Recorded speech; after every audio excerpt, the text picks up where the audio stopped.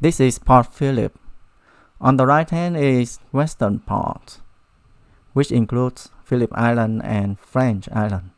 The pink line shows the trip journey which goes from east to west. Basically, we travel from a beach in Western Port to a high hill in Port Phillip. Next stop is Arthur's Seat.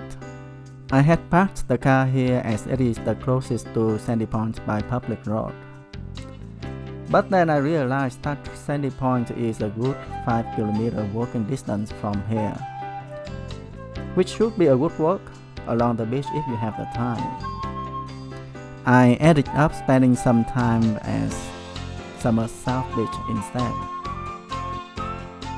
As you can see in the top right screen, it's possible to generate virtual video of the trip in Google Earth Pro based on recorded GPS data.